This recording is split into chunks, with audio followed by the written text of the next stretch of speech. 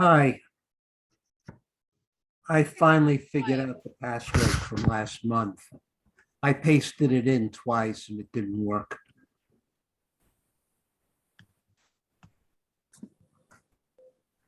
Hi, Hi there. One of the many advantages of modern technology, Dick. I know. Um, I don't know. I pasted it in, but it didn't seem, I don't know what happened. In any event, I used it from last month. Finally, I got in. Now we need Lily and, oh, I'm Wellfleet Zoom. Okay.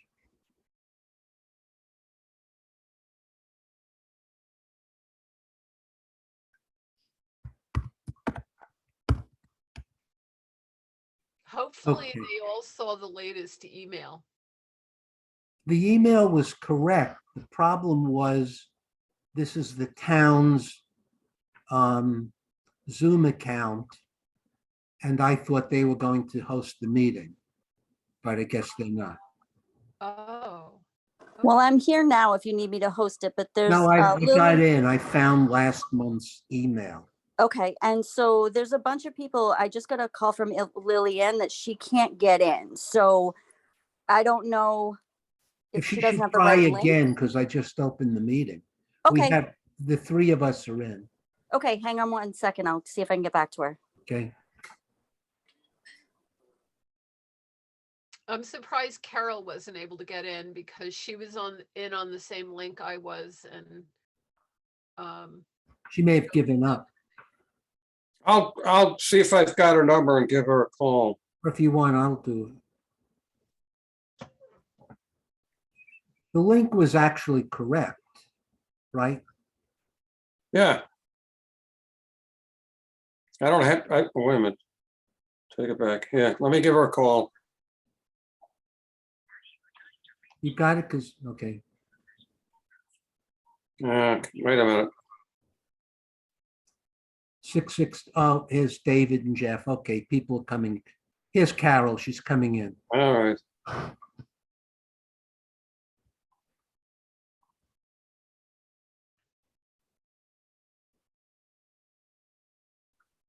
Hello. Hi, David, how are you? Hey, Dick. Hi, Suzanne. I I apologize, I didn't know the town's email, and I had to go look up the town's email and password after I discovered I had to do it, so. Nope, nobody's perfect, Dick. It would be annoying if you were perfect. Well, this is only the first part. The reason we're not using my account is my wife's using my account on for another Zoom meeting at the same. And next time, if you need me to open, just give me a heads up about 15 minutes in advance and I can open it and then make you the host, Dick.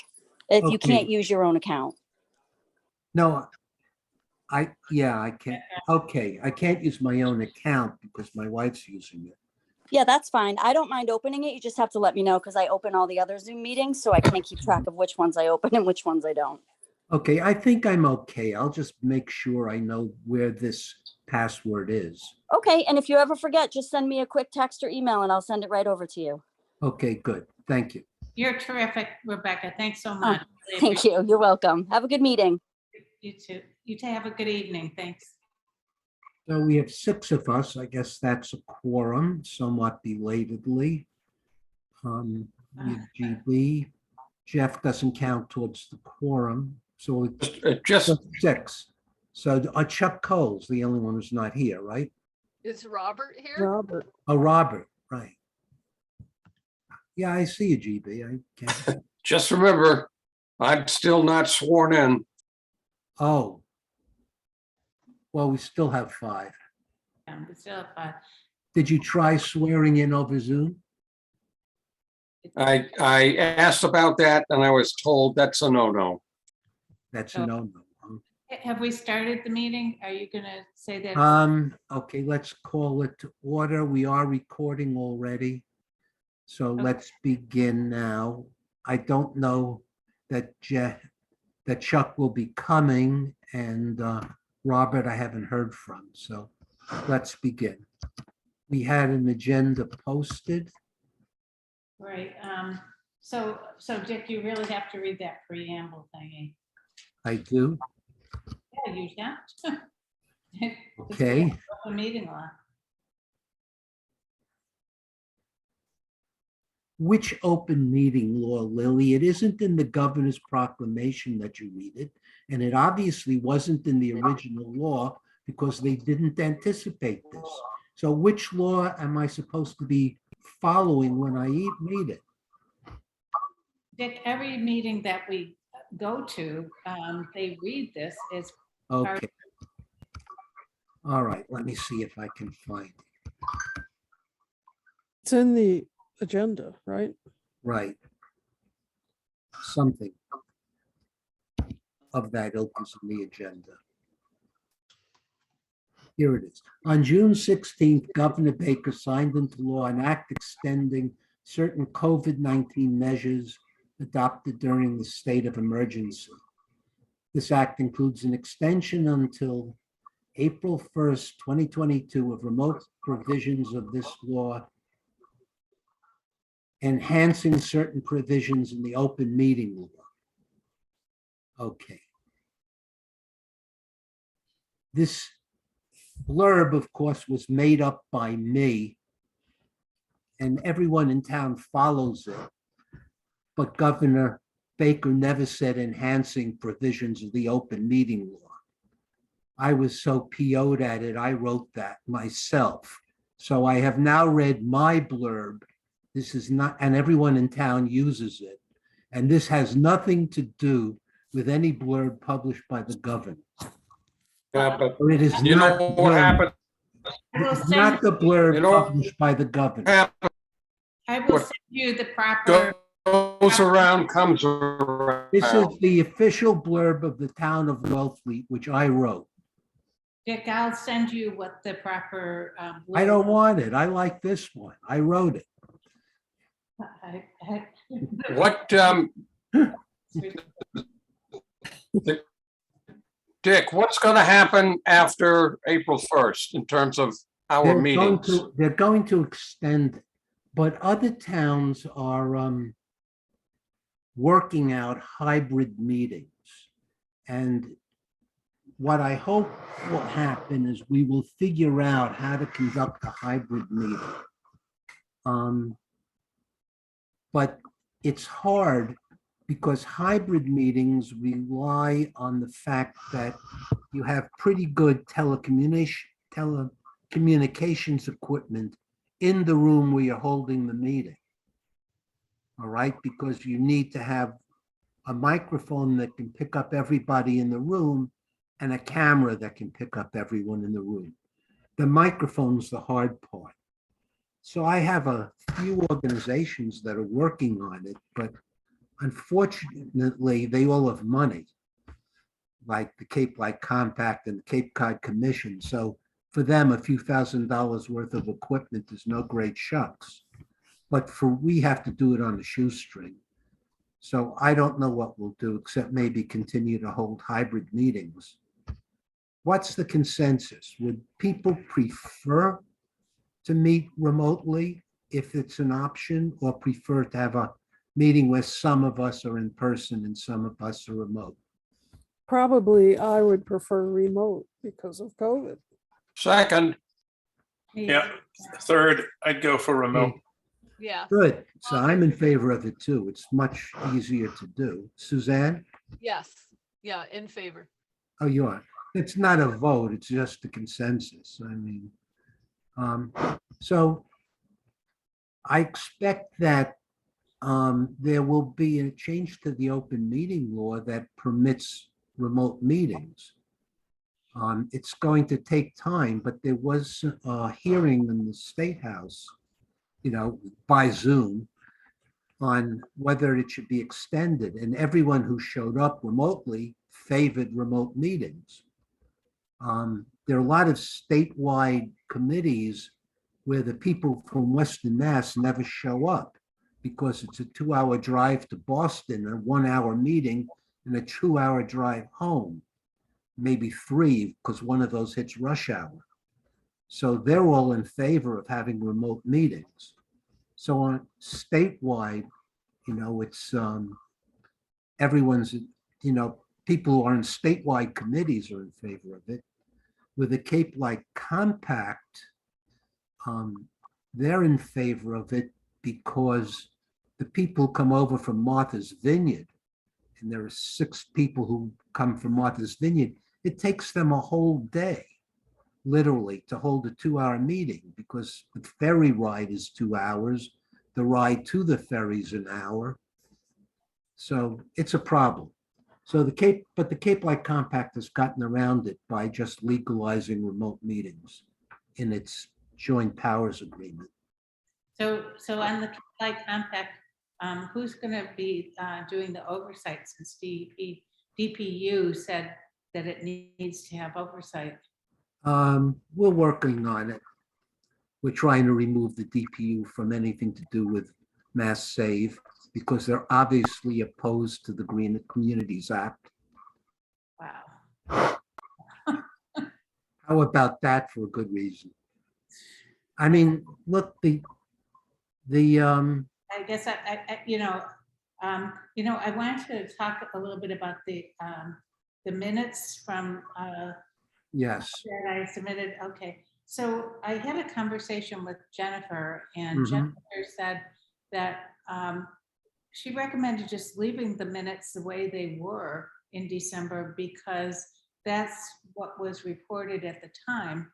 And I said to her, well, is there anything that I can do to put any clarification? And she said, well, at the beginning, you could say that in the next meeting, Carol stated that there was a mistake made at town hall. And so I got it a little wrong, Carol, but I emailed to you just while we were waiting to get in, but if I say at the following meeting, Magno stated town hall made a mistake, her term of office expires in 2022, not 2021, and therefore was a member. so the effect of the mistake was that we thought we didn't have a quorum when we did, right? Correct. Well, The only effect of that is you stopped taking minutes, even though we had a quorum. But other than that, there was nothing wrong. We had a quorum, we were holding a But meeting. at the time, Dick, I didn't know. I'm the secretary. That's okay, it's all right. We forgive you, don't worry about it. We Okay, stopped so taking, does that we make stopped sense? taking minutes. Other than that, there was nothing wrong with what we did. Okay, so Carol, does that correct the mistake? Well, it still says that my problem was that I hadn't taken the oath of office, and that was not the problem. The problem was no. that I hadn't been approved by the select board. And in fact. But that was not the problem either because you didn't have to be, right? Right, I didn't know that until afterwards. Okay, So The there was minutes no said problem. that I needed to take the oath of office, and that was not the problem yet. okay, so at the time of the meeting, Magna stated town hall had told her she had not been approved by the select board, and Gorham Brigham stated that he had not taken the oath of office yet. And then the following Correct. paragraph, I would drop down and say at the following meeting, Magna stated town hall made a mistake. Her term of office expires in 2022, not 2021. And therefore she was a member of the committee at the. And had no reason to take the oath of office. Correct. Okay, all right. So do you Fine, want? now we all I'm understand it. sorry, it's It's cumbersome, okay. but That's okay. No, I mean, I wanted to work it out, but that was the recommendation given to me, and I tried, but I didn't. Okay. All right, so I have it now with that revision. I'm going to make a motion to accept the minutes as submitted with the revisions that we just discussed. Okay, I'll second it. Okay. Let's see, GB? Yes. He's not- Aye. Not voting. He's not, he can't vote. Oh, that's right, that's right. Okay, I'm in favor. Carol, in favor. Lily, Yes. Suzanne, Yes. okay. David, Yes. okay, so that's 5. David, turn on your camera. We love to see you. Okay. Camera's go- not working. I don't know why. Okay, electric vehicles. We have that on the agenda. The town's approved a hybrid. Was that on by request? What do you mean the town is approved? We haven't had our meeting yet. No, the town had a Board of Selectmen's meeting whereby they approved 2 vehicles, one of which would be a hybrid police vehicle. Oh, they have. Okay. Yeah, I was, Don't we have to vote on it at town meeting or, no, this is the last town meeting approved the vehicles. okay, This is only which kind of vehicle. okay. Now, they may not have the money to buy it. As we learned last night, they may have deferred it for another year, but nonetheless, he Well, spoke to Chief Hurley was at our meeting, right? He talked about, Yeah. yes, he's going to And- be looking, there's a very strong possibility that he will be seeking funding for that hybrid vehicle through the Green Communities Grant. any way we can use the Green Communities Act grant to do it, let's support that. Yes, and Jay Norton is handling the green community. So I'm just in touch with them. That's what I'm just trying to keep on top of it and Okay, be updated on a regular basis. so what else are we asking for under the Green Communities Act? Okay, so our subcommittee, we really didn't have anything for this cycle. However, DPW or the town of Wellfleet is looking, well, right now they're using Rise Engineering to analyze the HVAC and lighting paraphernalia, I don't know what you call it, over at the fire department, just to see what that's like and if it needs upgrading and improvement. And if it does, then they're going to use the Green Communities grant towards that. Okay. At one point, we discussed the grant about municipal vulnerabilities and warming shelters. When we had the power outage, the need for shelter space became apparent again. We couldn't use the senior center because they don't have backup power. And we couldn't use the library because they don't have backup power. So they ended up using the fire station downstairs, which is not set up for it. It just has power. But it doesn't have all the other things you're supposed to have as a secondary shelter. Okay, so what would it take for the library and the COA? A generator? The library would take a generator and the supplies necessary to be a backup. You have to have a certain amount of supplies on hand. Okay. And the COA, the same thing. They probably have the supplies, but Suzanne always keeps saying that in order to do it, they'll have to rewire half the building. Oh, I don't know if that's true or not, but let's just figure out what it really means. Can we pursue that? Because there's a lot of money for vulnerability now. And that's our vulnerability. We have outages and we have vulnerable populations, and there's no real place to go except all the way down to Eastham. right, to the high school. Right. I Okay. seem to remember, could I just make a comment on that? I seem to remember that Suzanne said there weren't enough bathrooms in the COA for, to host a crowd. I could be wrong, but I think that's my recollection.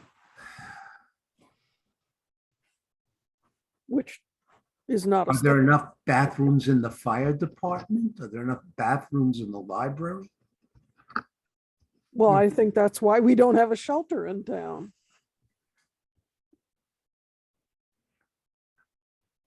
Well, I don't know. There are probably standards that you need. Why isn't Yes. why isn't the elementary school under consideration?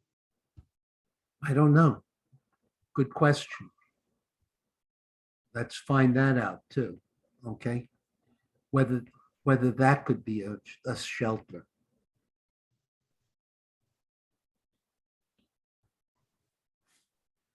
But I think we should, as part of our vulnerability, consider some place to go, whether it's the elementary school, the fire station, the senior center, or the library.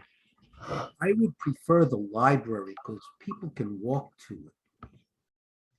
Everywhere else you need to drive, and the roads are not always passable. Yeah. Or a lot of people can walk. Pretty sure Chief Hurley is on that emergency committee. And I think your first act would be contacting him. And if it was set up at the firehouse, then Chief Pauley. But that, I think I would talk to them about, I'm sure they know what the requirements are, why what happened in this last storm occurred. Okay. Suzanne, maybe you and I can talk to Chief Hurley. Okay. We'll get together and set up a time where we can talk to him briefly. Okay. Okay. I'll reach out to him and try to get Okay. it. He's the town's emergency officer or something like that, Mhm. whatever the title is. Right. And whatever it takes, maybe it will take $50,000 or $100,000. Let's put together a grant under one of these vulnerability grants to do that. Okay. Right. You know, I was talking with Sean O'Brien, who's the director of the health department for the county, about shelters with COVID. And that did change things. I know that. But some of the places where they were using shelters, they were not able to because of COVID. And I don't know if that has anything to do with the situation with the last storm or not, but I think you're right.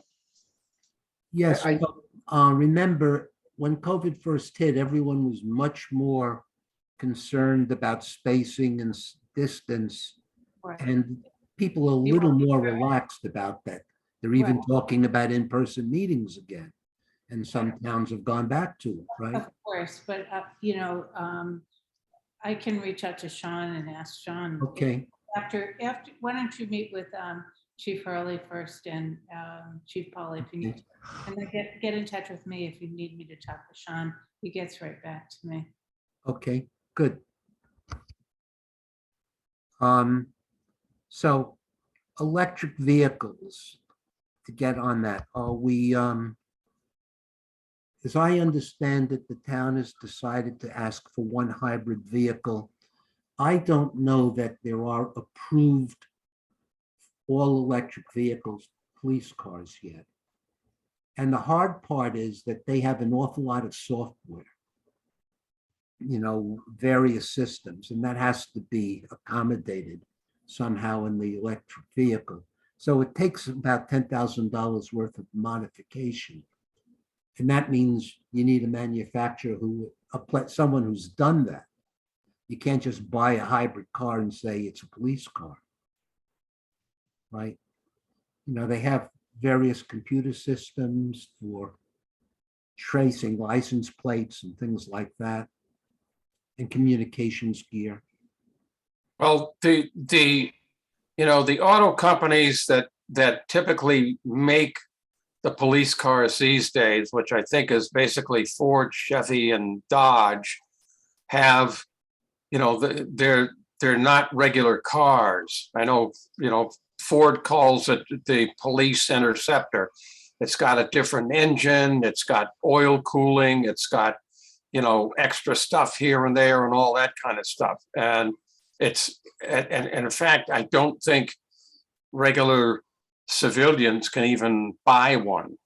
So they're if they haven't already, at some point, they're going to have to come out if they want to stay in the business of supplying police cruisers, they're going to have to come out with, electric cruiser specifications.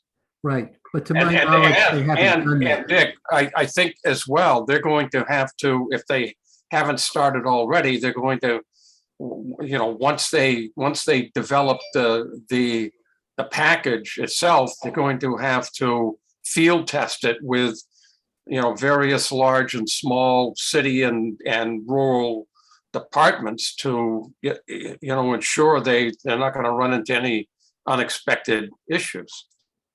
So to my knowledge, Right there's no now, such car. right now, nobody can even order. We ordered 2 of those police interceptors last July, and right now, we don't even have a date. So, I mean, it's because of the shortage and everything else. We don't even have any idea. Right now, we're running with vehicles, some well over 160, 170,000 miles. So it's all great, but none of this is going to get rectified until the whole supply chains issues get worked out. Mhm. Okay, so, You can talk to the chief. I've spoken to him too about the idea of either of an electric or a hybrid, and he'll tell you that they have to, basically what they buy has to be on an approved list by the state. right, but they did get a hybrid on the approved list. I And think they you're right. planned Yeah. to go ahead with 1 hybrid and 1 regular. That's what the select board approved at the meeting I heard. Yeah, exactly. Okay, the next item is the article for matching funds. I guess.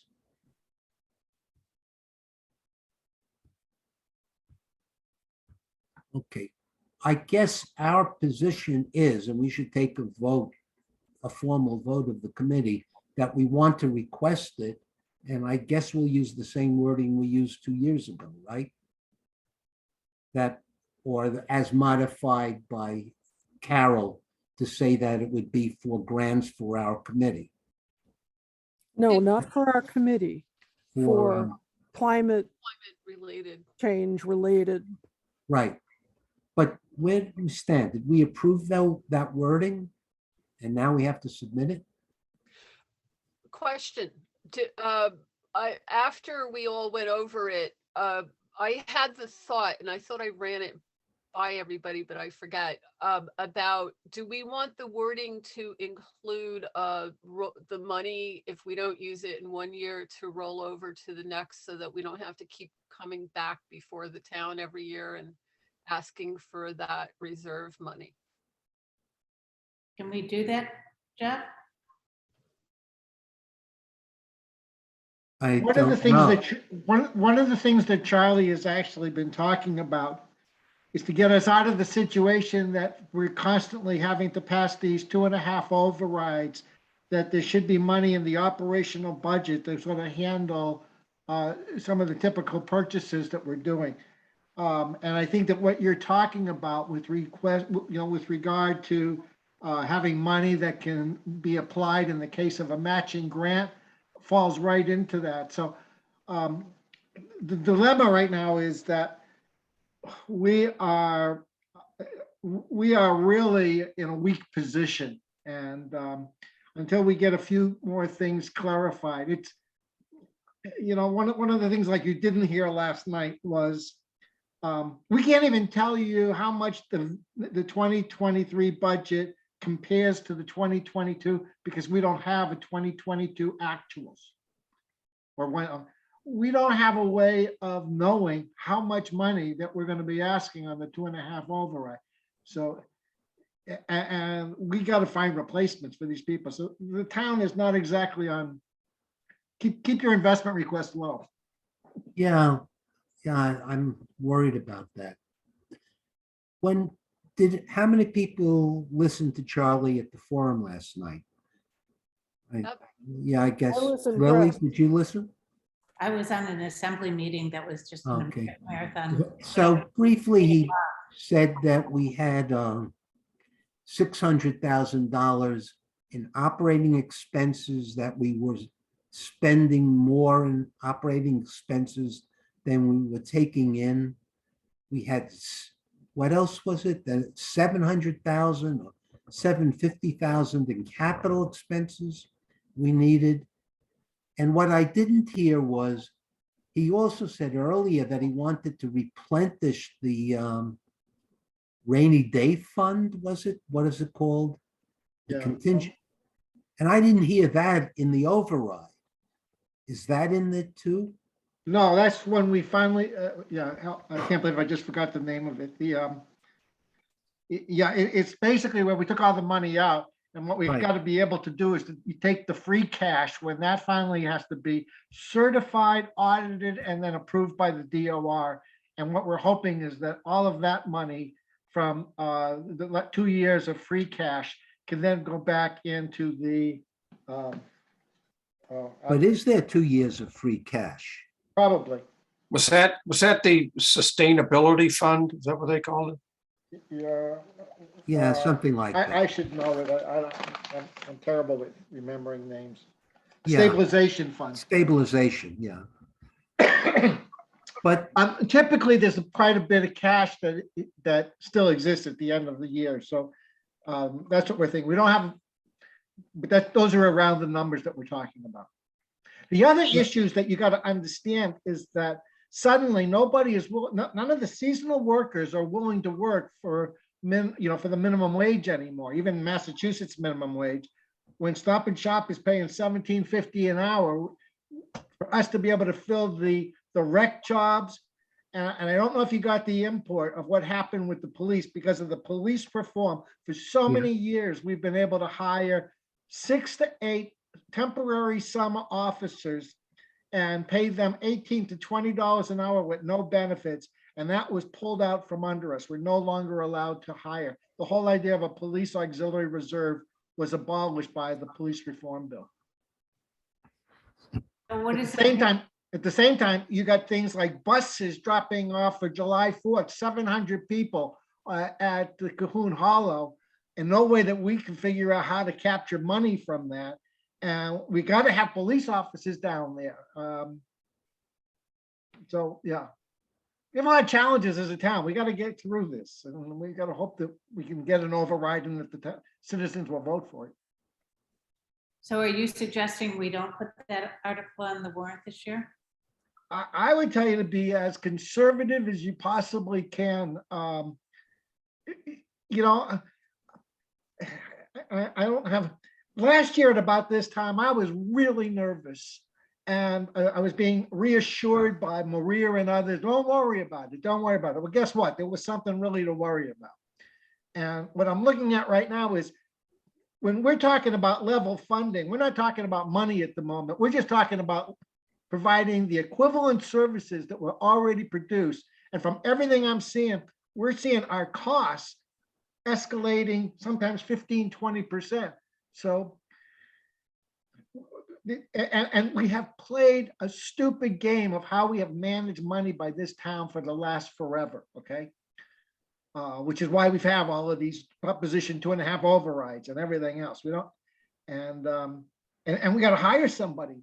So, yeah, but there's a lot on the plate. I don't feel that there was corruption. It's the good news. well, yeah. And nobody knows why there was that discrepancy in the books yet, right? So they won't certify the cash. We're very close on that.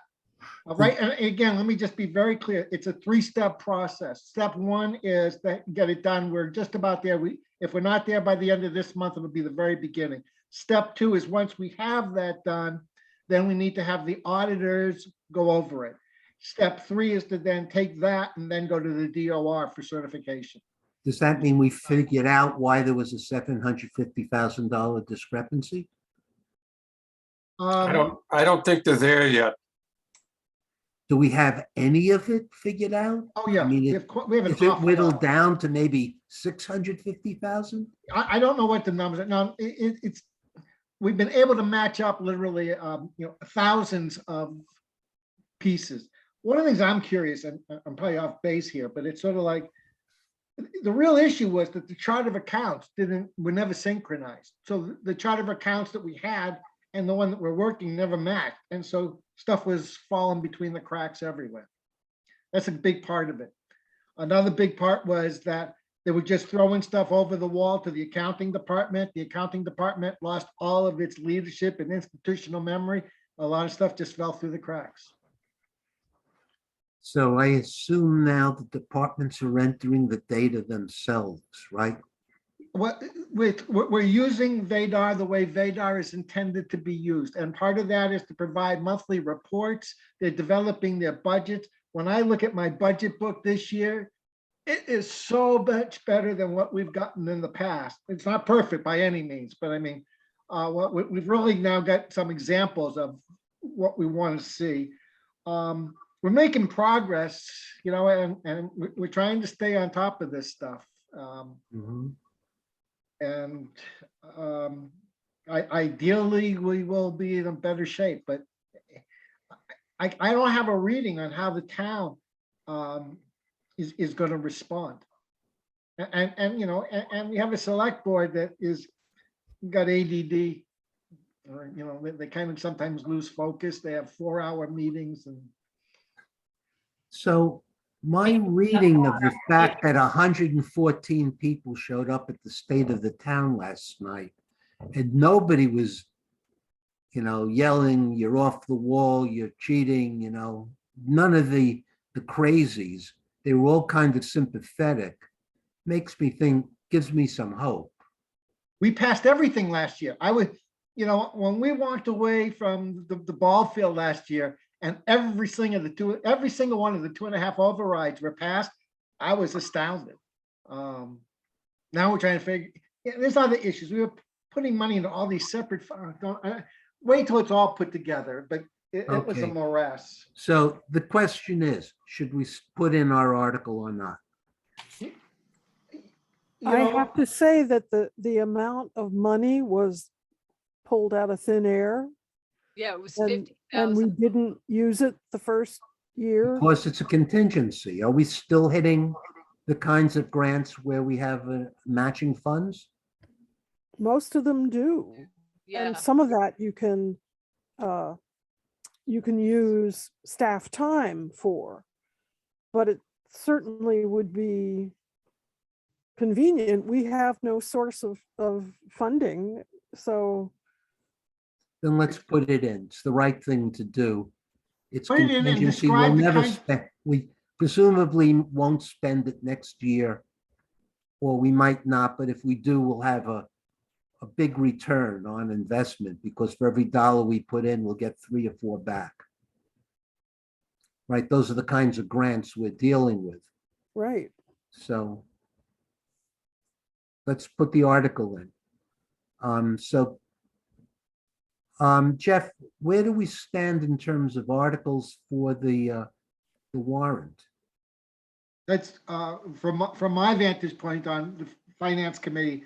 That's we have like 3 waves. The first wave was capital. The second is operational. That's what we're on right now. Then the third one is on the individual articles. I've seen them, but it's still a work in progress. Even the date is a work in progress. It's right now April 28th or something like that.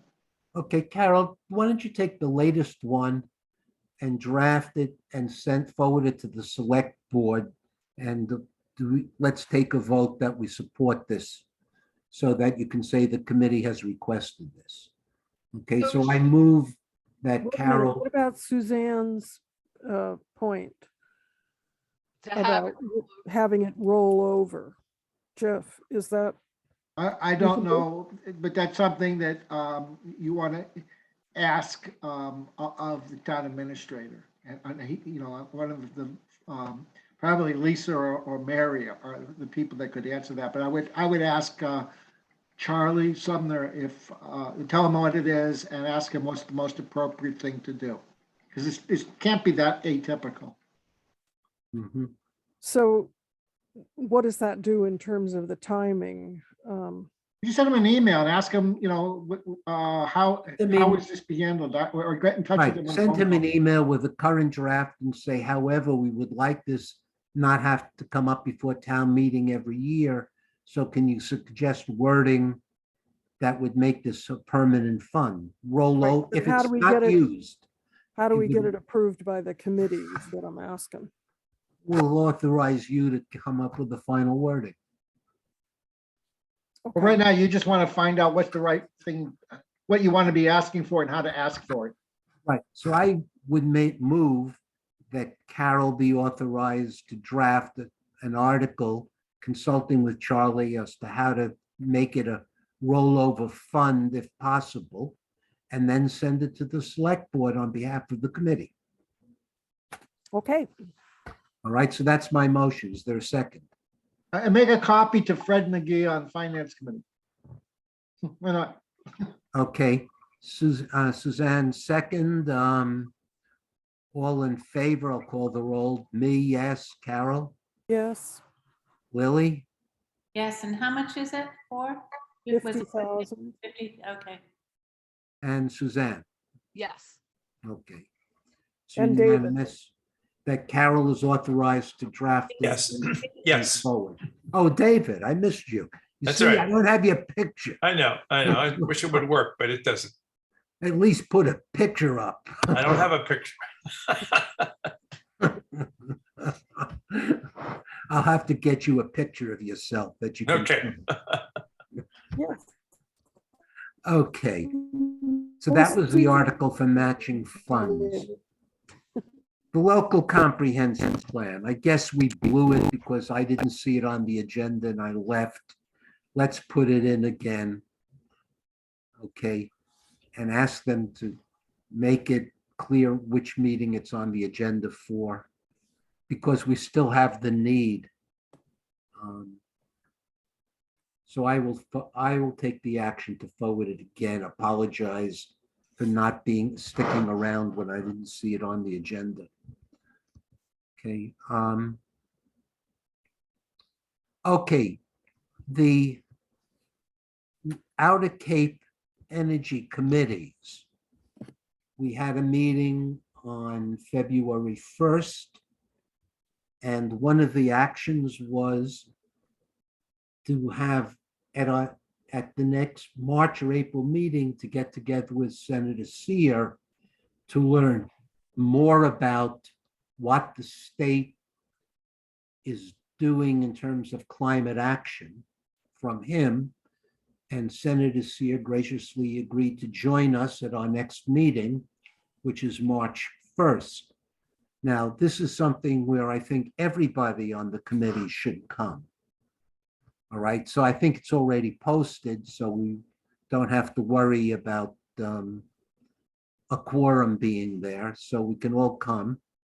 And we can talk, if you have any questions of Senator Seer, send them to Carol Harris. Although also we can just ask them. But he's going to explain what the state's vision is, and then we'll have a discussion afterwards. Dick, I just want to confirm, that's at 4:30 PM Yeah. on the 1st? Yes, let me confirm that. Yeah, I believe that's correct. Yes, it sounds right to me. I did send it out, I thought, right?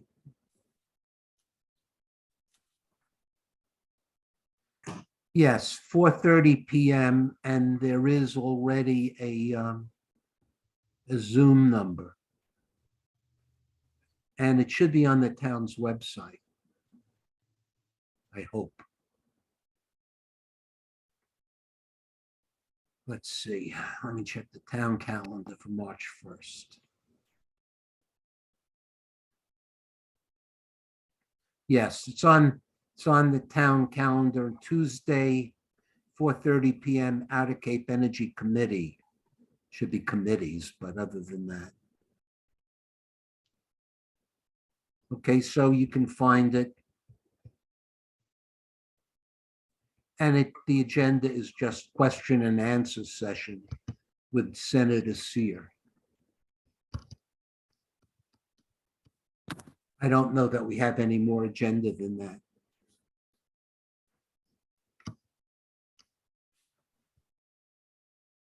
Okay, So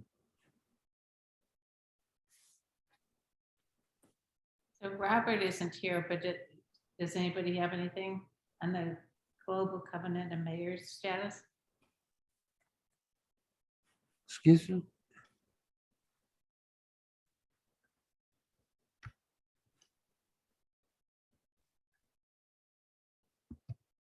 And we did the, Lily, did you have something you were asking or? no, I was asked, I mean, I just wanted to write NA next to the global covenant and mayor status, and the March meeting is also goes with Outer Cape. Okay. Right, I guess nothing Okay. much has happened on that. How about grant proposals? Where do we stand on that? Okay, so earlier I briefly went over the green communities and what the town is planning with that with the green communities grant. The other one, the municipal vulnerabilities preparedness for the low-lying roads. I learned from Hillary today that the status on that is the Cape Cod Commission has compiled our town's responses, the feedback from citizens and others about which roads. And so the selected ones are Indian Neck, Commercial Street, East Commercial Street, and Kendrick Avenue. Kendrick Avenue, where's, That is, Along Mayo Beach, isn't it? yes, oh, yes, okay. Yes, and Commercial Street, yes, that sounds perfectly right to me. Those are the obvious ones. yeah. Yeah, So, and I believe the next step is to bring in the engineer to come in and do individual assessments on mhm. those roads. So that was compiled from the workshop that happened. Yes, we had a workshop. Yes, exactly. And Yeah, then there was a survey online. There was a survey after the workshop. correct. Yeah,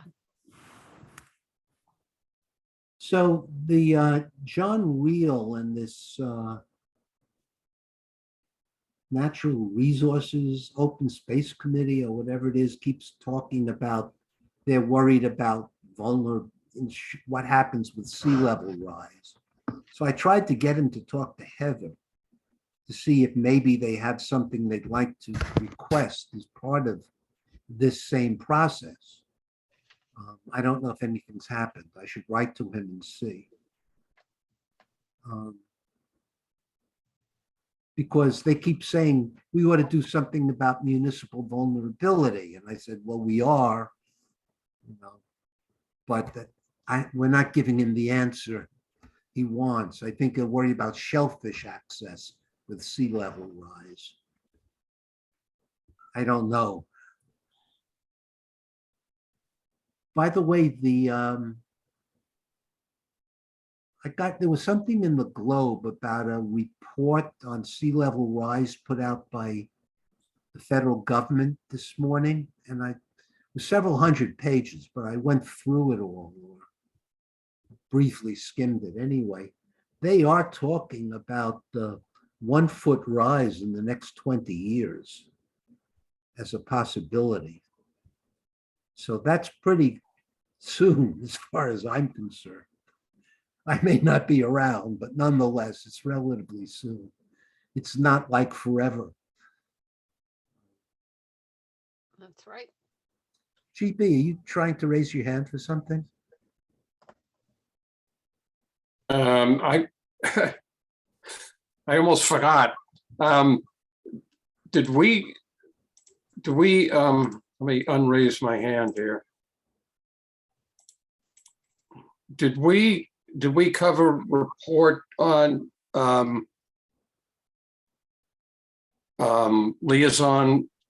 committee liaison review of assignments and reports? Not yet. No. Okay, all right. I just want to make sure I didn't miss it. So do you have something? Well, we're on the grant proposal status, right?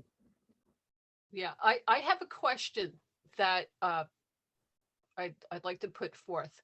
Okay, So,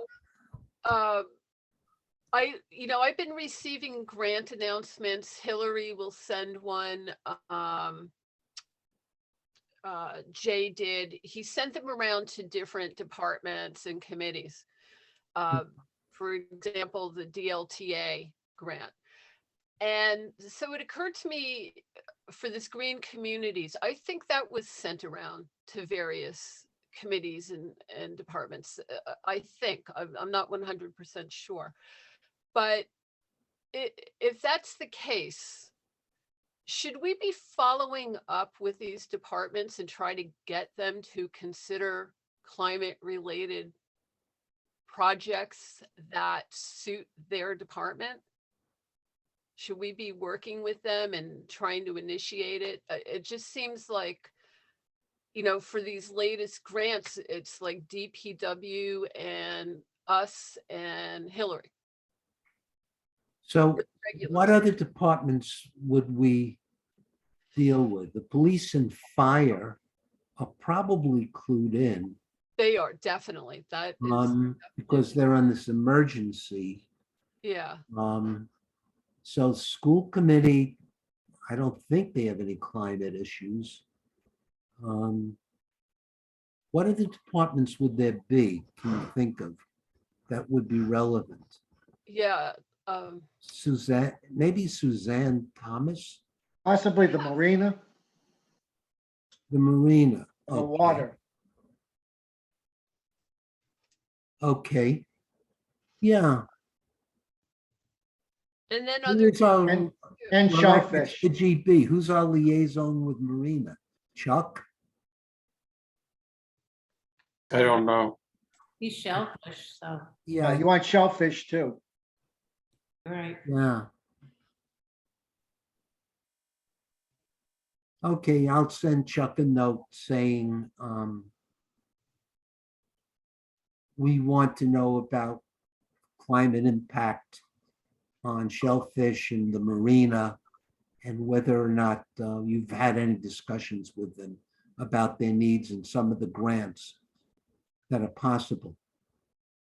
These grants are coming up all the time, so what we should do is try to formulate our needs coherently and then wait for an appropriate grant opportunity absolutely. rather than the other way around, right?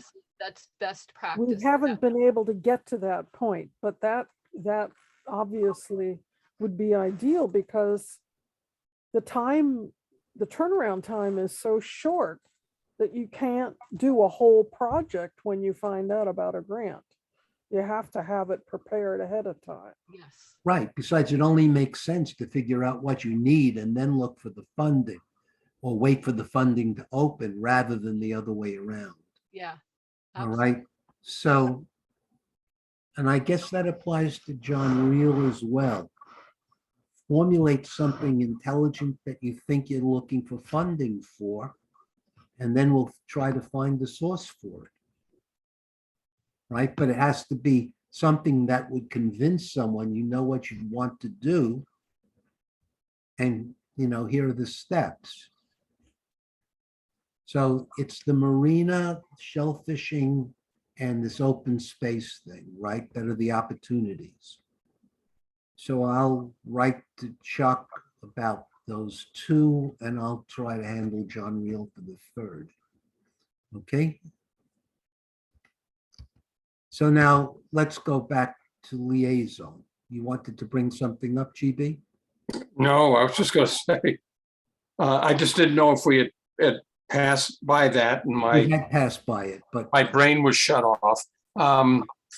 But Open Space Committee was scheduled for Tuesday, I think, and the person who, maybe this will make you feel a little better, Dick, the person who was supposed to host the meeting wasn't able to get it started on an iPad. You know, apparently they've been using a computer in the past and they couldn't get it started on the iPad, so that's canceled or postponed until next week.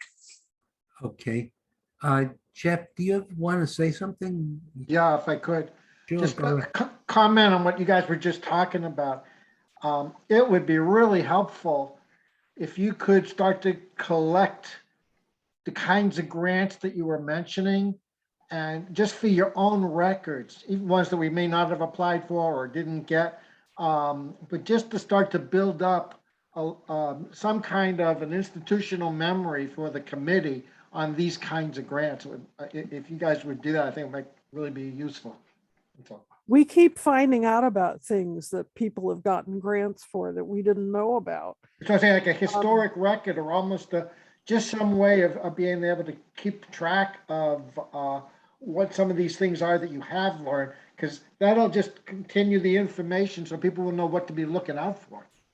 Right. Yeah. So Carol, can you bring that up with Julian Sear? He may have someone in his office who has an understanding of what's coming down the pike. All right, because we're all amateurs. We're getting surprised all the time. Here's a request for a grant. It would be nice if someone sort of had a calendar. Here are the kinds of grants, and here's when they're due. Right. I actually started with Carol that in a Google Calendar. But it's very preliminary at this point, but I can certainly open it up to our committee once I've entered more, application dates and things like that. But yes, definitely we need that very badly. And Carol, we have spreadsheets, right, with the various grants. I think we have some records on things that people have been awarded in the past, but it's by no means complete. No, it's not comprehensive at all. So you have it in a Google Calendar, right? I've just started that. Like the DLTA grant cycle ends in October. There's one for October, so I've put that in, and I just want to fill in due dates and for what grant that so we can even look out a year ahead of time and plan it. But we keep thinking there will be money available from the state and the federal government. We just don't know when, but we really should try to understand what our needs are and work from that rather than work from the grants. I agree. Yeah. Um, You can find the money source. yeah. Once you have your budget, your plan, your budget, etc., all the things that need to be in place before you can actually start a project. Mm-hmm. After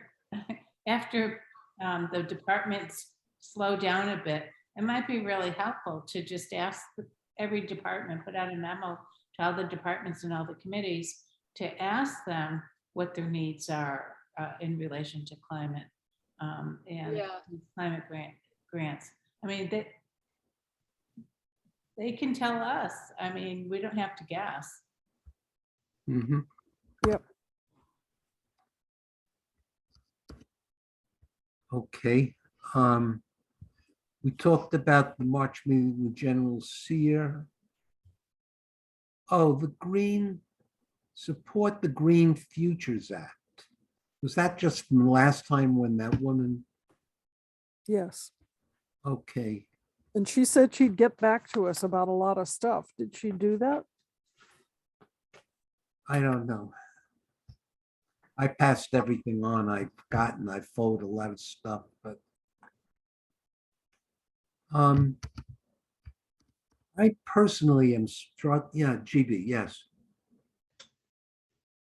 Just before we get too far away from grants, I've just been sitting here thinking about grants and this thing about getting the necessary equipment to do, hybrid remote type of stuff. Is it possible that anybody out there has small grants? I mean, I don't think we're talking even $5,000 to, get the necessary equipment to do hybrid meetings effectively, the technical equipment. Is it possible to find some kind of grant like that so we could, make it work and work well? Probably, yeah. It is, but my sense is you're going to spend $500 at most. It's not the cameras, it's just the telephone that you need, the audio. And other than that, you can use existing software. The Open Cape has all the hardware, frankly, right? Just has to get rigged properly. You have to set up individual rooms. So the room at the COA has to be set up. They're set up to do live TV. So therefore they should be set up to be able to do Zoom. All you need is a large screen TV patched in and do what they currently do with a live TV, right?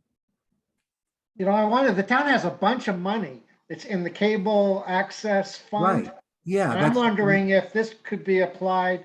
There's a lot of money there, but it can only be used for certain things. This Maybe sounds this like is something yeah. like that it might be useful for. So the thing is, I'm not worried about the money. I'm worried about somebody putting together a coherent plan on how to do it. Right? That's The town has hired a media specialist, right? You're right. Who I Yep. think works for some other town as well. Yeah, you're Does right. that sound familiar to anybody? yeah, Yeah, they have just hired a new person to replace the woman who left. Mia, they replaced Mia. Mia, yeah. Oh, Good. Yeah. And Mia So went they off and did it hired for whatever, Brewster or wherever she went. She went out and set up a hybrid system. Well, I agree with Jeff that, having a that room that we've met in the past and in the COA, having that set up and, The large room, the Yeah. large room. yeah, and maybe, well, not the great big so could, thing where they have the select board meetings and stuff, the one that is off to the side there. That would be good for hybrid meetings. I don't know what they have at the library, but they might have a room there. But if they could get, a couple of 3 rooms of adequate size set up, it help, bring the town into the 21st century in terms of being able to do these things on a regular basis. Mhm. Okay. are there future topics of the committee? Oh, I had something to bring up. Okay. I had sent out a notice to everybody about a March 24th webinar on social resilience. Mhm. And it's being hosted by the New England Social Coast Forum. I don't know if anybody looked that over. I did look at it, yeah. And so I'm just wondering, should we attend that as a committee? And then perhaps discuss it at our next meeting? Well, I think it's after our next meeting, but okay. Is it? Oh, it is. You're right. Yeah. Okay. But we could discuss it at the first meeting after we attend it. Right. Yeah. Sure. I'm in favor of that. So we individually register, right? Yes. Well, I won't be able to attend that, but so people that do attend it, if they could report back at the next meeting, that would be really helpful. Mhm. Okay. So that has to deal with vulnerable populations as well for climate. Okay, The wording was confusing. I do think it's vulnerable populations. But if you look at the wording, it also seems to pertain to the social side of climate change. Just how the community as individuals coming together, the impact there. It's kind of vague, I didn't get a full sense of it, but I don't think it's just vulnerable, social justice communities. I think it goes a little bit beyond that. And has everything to do with community outreach. They use that wording, and I know that's something that we're trying to improve and work on. So I thought for that, it might be a very good webinar to attend.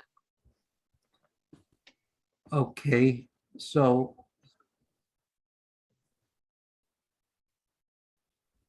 I'm trying to see, maybe you should send it out again to remind everyone Okay, with a link. I will. Fostering social resilience, right? That's it. Yeah. Okay. March 24th, 1 to 3 p.m., Thursday. And you can register on the link in your email. Right. Yeah. Okay. Good. We'll do that. That will give us something to talk at our next meeting. By the way, is the third Thursday good, or did we agree on the fourth Thursday? That came up. I thought it was the third, but I'm not sure. It was a third Thursday. Okay. Yeah, Okay, is everyone happy with the date? Yeah.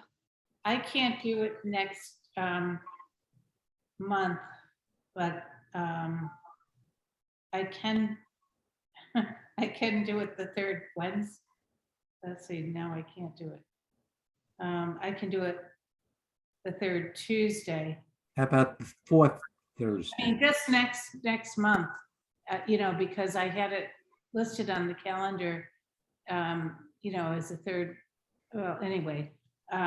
So, but just next month, but I mean, if you want to keep it the third Thursday, or if you want me to accommodate me, that's your choice.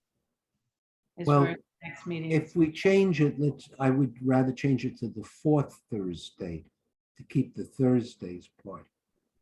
I don't care. It's up What's to you. the sense of the committee? Is Lily available on the fourth Thursday? No, I'm not. No, I'm not. Oh, So it's when we an, start changing days of the week, that gets complicated. it doesn't matter,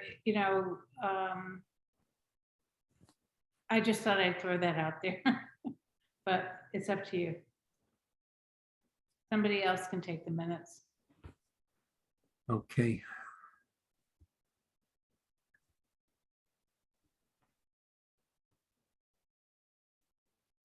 So the third Thursday is the 17th of March. Yes, for the Wednesday's the 16th, Yeah. and I have a conflict So do I. with the state. That's the state of the town tentatively for the Wellfleet Forum. On the 16th. Yeah, tentatively. Yeah. I can't do the 16th. What about the 15th? Yeah. Yeah, I can do that. Is the 15th okay for you, Jay? 15th is tentatively okay. All right, GB? You're muted. Carol, is the 15th okay for you? Yep. David? Yeah, it's good for me. That's March 15th. That's Yes. March 15th, that's a The Tuesday. Ides of March, right? Or not? It is indeed, yeah. So is that okay with everybody? I'll be glad to, Sure. Well, this is a one-time change. one-time change. Okay, Seven- 7:50. one-time change it is. Is 7 or 7:15? Suzanne, can you? Pardon? Who? Jeff, can you? How do people prefer it? Is it, Yeah, don't go, I mean, if I can make it, I'll make it, but, you know, I'm not a voting member, so, yeah. so we went to 7:15 mostly when we were sitting on top of the Outer Cape Energy Committee meetings. That's how we got to 7:15. 7's Instead of fine. 7. The Yeah. people prefer 7 to 7:15. That's fine. 7. 7? Yeah.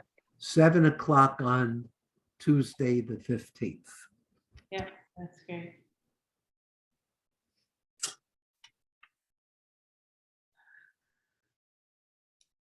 Okay.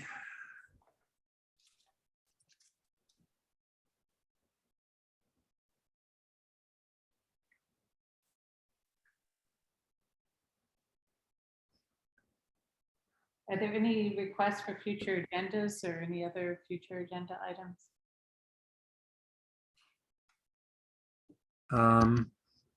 Anyone have any items they want to talk about? We won't have attended the social vulnerability or the meeting Suzanne suggested yet. So I guess why don't we talk about just what we hear from Senator Seer? I'll add that. It's on the agenda now. Okay. What was it? Oh yeah, the reason I made that remark about the DPU is that an issue came up. Let's talk about it. There's a question of whether or not, if you're interested in energy conservation, then if somebody comes along with a proposition to put in a natural gas system to replace an existing natural gas system with a new one that uses 80% of the energy, that's a savings. So it's a big deal, but it's a 30-year system. So the question is, should that be something we push because it saves energy, and we should look at all energy saving measures, or is it something we shouldn't push because it's still burning methane and we should only subsidize switching to renewable electricity? So that's a policy decision, whether or not someone who wants to make a more efficient natural gas system should get energy subsidies, or whether they should be reserved for only things that reduce greenhouse gases to 0 as opposed to 80%, because this system will last 30 years, by which time we're supposed to be at 0 greenhouse gas emissions. So that's the kind of policy decision where the DPU says support natural gas. And I would think the environmental policy bills, as I understand them, say no, that's not compatible with the state's guidelines. So that's the kind of issue about why I think the DPU has to get out of the loop on this, because they just are pushing back on greenhouse gas emissions in favor of just doing energy conservation. Energy conservation is great when you get started, but as you get close to all renewable electricity and you're approaching lower greenhouse gas emissions, energy conservation doesn't get you there, right? Because if all your energy is renewable electricity, there's no point in spending money on reducing the amount. You should spend the money on getting rid of greenhouse gases. So that's the high-level policy decision that I have. And, oh, that brings up this new Green Communities Act. Not Green Communities Act, the new stretch code. I was kind of opposed to the new stretch code, I have to admit, because all it focused on was spending a lot of money to make your house more airtight. But the drafts I've seen have gotten away from that and have gone to spending the money to reduce greenhouse gas emissions, which means converting to electricity, renewable electricity. So the new bill is actually something that looks, the new stretch code is something that actually looks more tenable in terms of eliminating greenhouse gases. So the new stretch code hasn't been promulgated yet, but it's going to be an issue that we're going to need to bring before town meeting, because we are part of the normal stretch code is adopted automatically, but there's a new stretch code law that will have to go before town meeting for the town to adopt it. And that's the one that's trying to get us to net zero.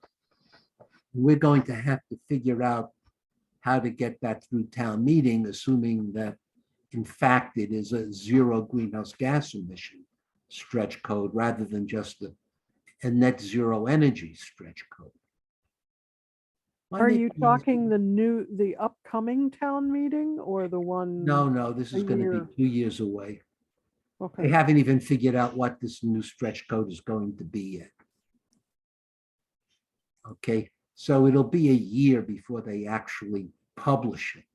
And then we have to decide to adopt it. So it's 2 years away. Not if, at the very most, it'll be a year from this spring. But that means they're on a super fast schedule. I mean, this new code was due out 4 years ago. And it's still, and nobody knows what's in it yet. But it was supposed to be adopted 4 years ago. So that's just long term. Okay, anything else? David, you have anything you want to add?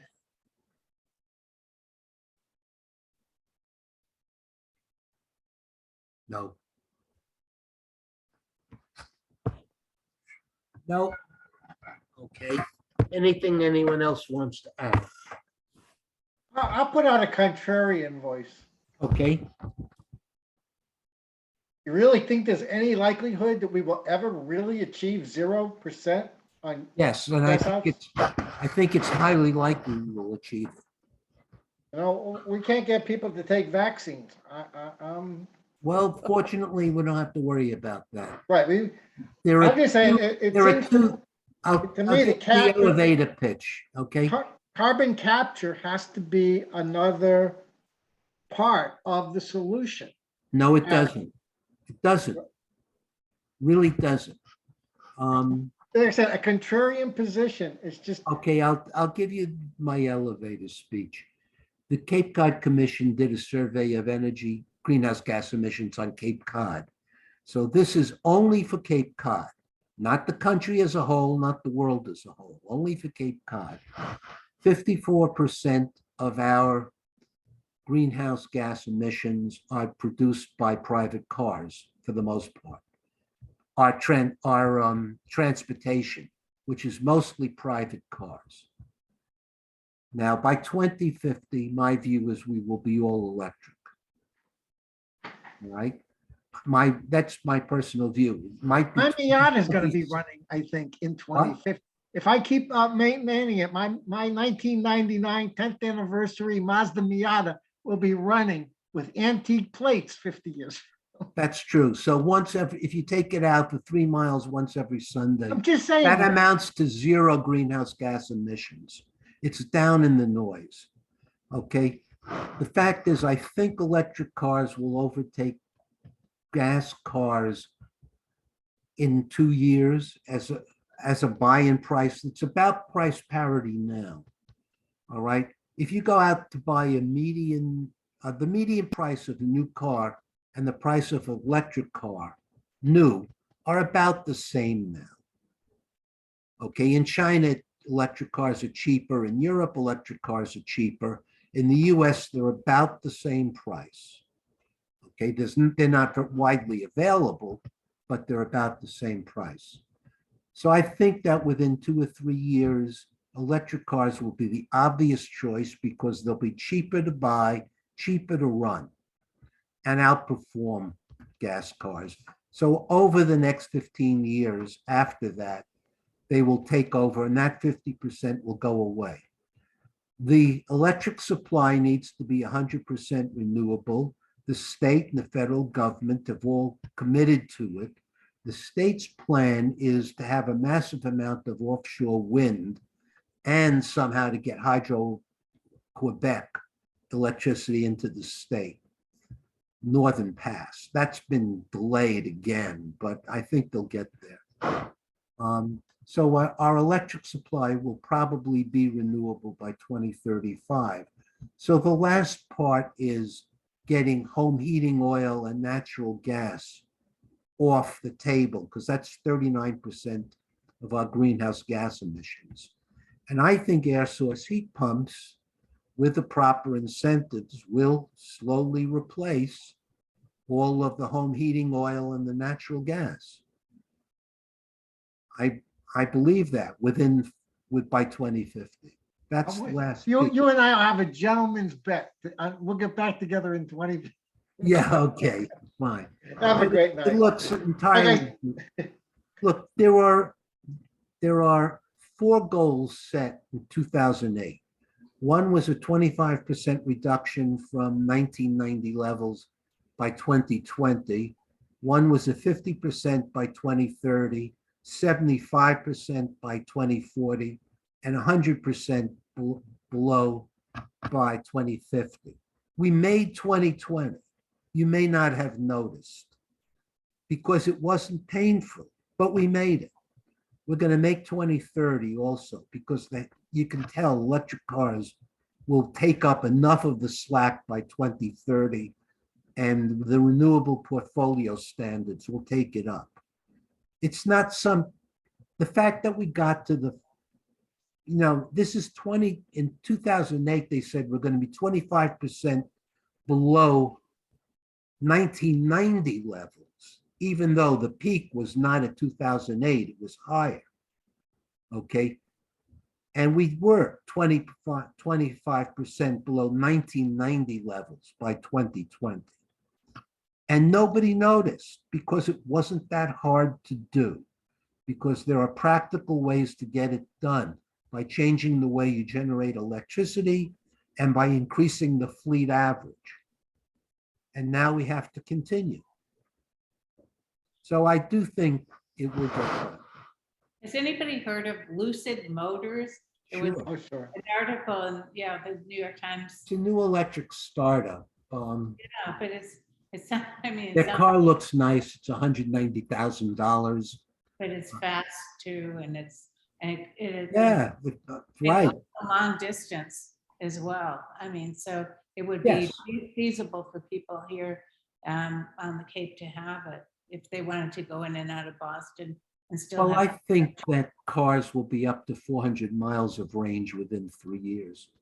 Yeah, this one is already, yeah. Yes, but it's got 136 kilowatt hour battery. But I think they'll get that with much smaller batteries. Yeah. However, yeah, it's a good car. Carol. I have a question. Why is the Cape not a leader in time? What's happened with that technology? I can't hear, we Could seriously, you repeat the question, Carol? we couldn't hear you, Carol. Repeat the question. Yeah, could you repeat your statement? Why is the Cape not a leader in tidal technology, tidal energy production? So the good spots for tidal energy production are the Cape Cod Canal where it reverses, and a couple of places off of Vineyard. The Vineyard is it?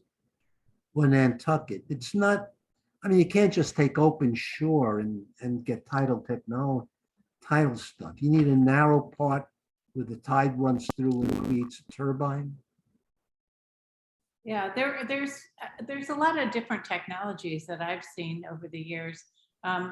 Some of them were on open ocean where it was the rise and fall of the Mhm. crest of the waves.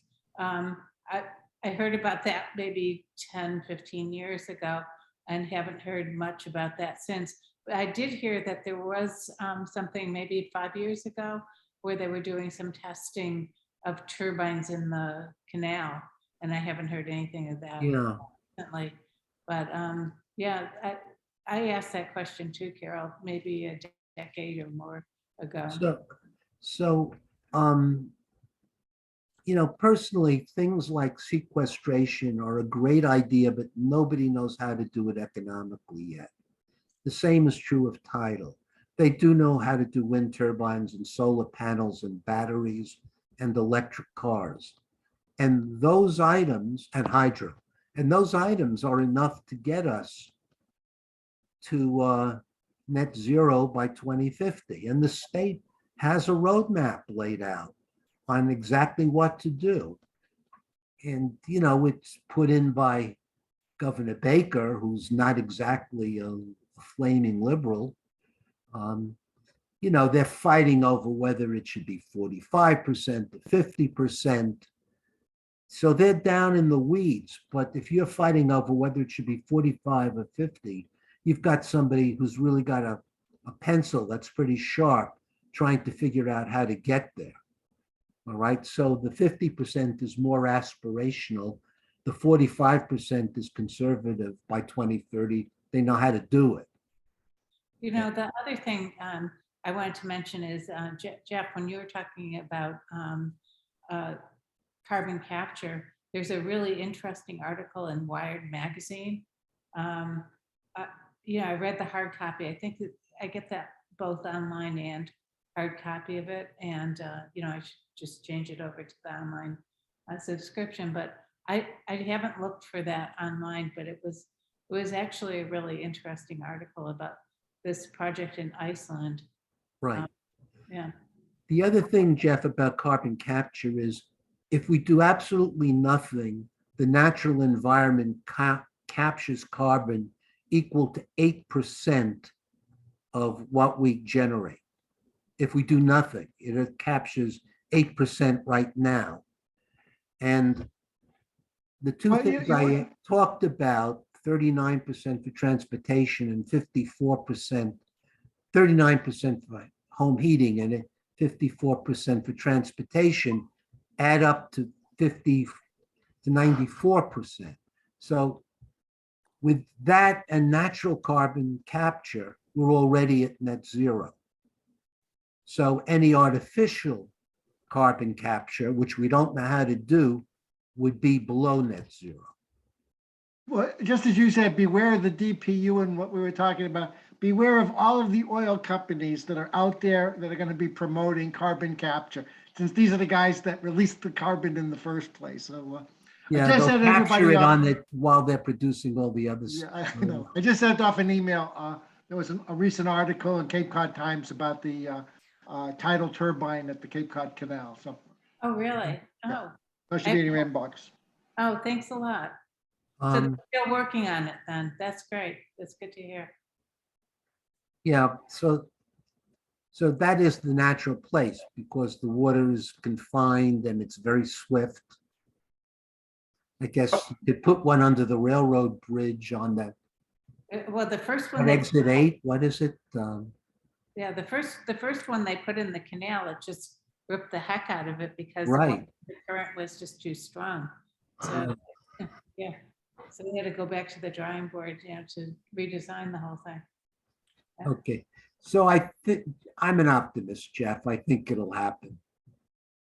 Another, just for what it's worth, another thing that I heard about just the other day is this idea of, you know, if you're going to dig up the street to replace the natural gas pipe, maybe you should start thinking about community ground source heat pumps. Yeah. That's a good idea too. I got into a discussion with Judith Holt, who's from Sandwich, who's a climate advocate.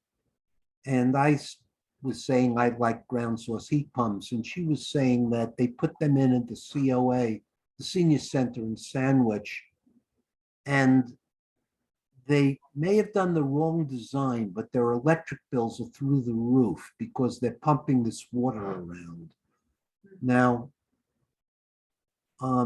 they may have used the wrong design because I thought you only pumped the water up and then did a heat exchange and used forced hot air. But they, I think, took forced hot water through the whole building, and their electric bills were very high. So they're looking at that. So that's a caveat. That's the one example I know locally where someone put in a ground source heat pump and then got surprised that it was taking a lot of electricity.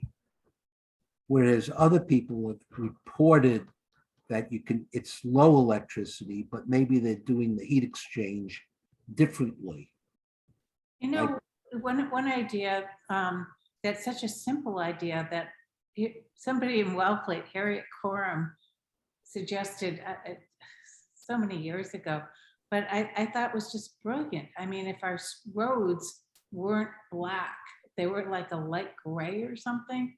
I mean, think about all of the heat that goes into the environment from these black roads. I mean, and the road surfaces, you know, all over, I mean, just even Cape Cod, but everywhere. I mean, if that was just changed, what a difference that would make.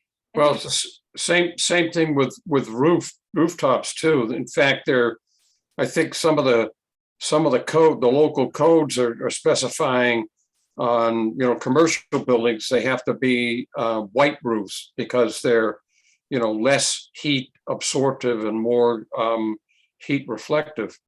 Yeah, but okay. Let me think about that. When you reflect the heat, the sunlight comes down, it's a white roof, you reflect it back. Isn't that what you're trying to avoid? Yes and no. The greenhouse gases, the black roof re-radiates it at a lower temperature. Well, Maybe that's less damage. That's more but the trouble is you've got the heating and cooling in the interior of the building. Yes, for the building itself, you're wasting energy because the roof gets very hot. Right. But for a road, the trade-off, I don't know. Maybe. I'll have to look at it then. Maybe. Well, While anyway, you're at it, why don't we make them all solar panels, right? And drive on them. I heard that one too, right? yeah, and of course the solar paint, that's supposedly coming, right? So Right. a lot of technologies out there that, if they come to fruition, they could be really amazing and really make a difference. Okay, is there anything else that we want to suggest for a future meeting or any past business?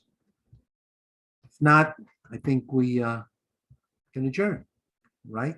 I'll make a motion. Lily, I'll second it. Carol? Second. Or, okay, or all in favor? Aye. Aye. Aye. Suzanne, aye. Okay, Jeff will abstain as an observer. Okay. I still want to have little, I I still can want tell little from his smile, windmills. he's in agreement. I still want little windmills along the center median so that as the cars are driving by, it's causing these little windmills to generate electricity, but this isn't gonna happen either. Oh, curse you, Jeff. Good night, Okay. everybody. Good night. Bye-bye. Bye-bye. Good Everyone. night, David. Good night. Good night, everyone.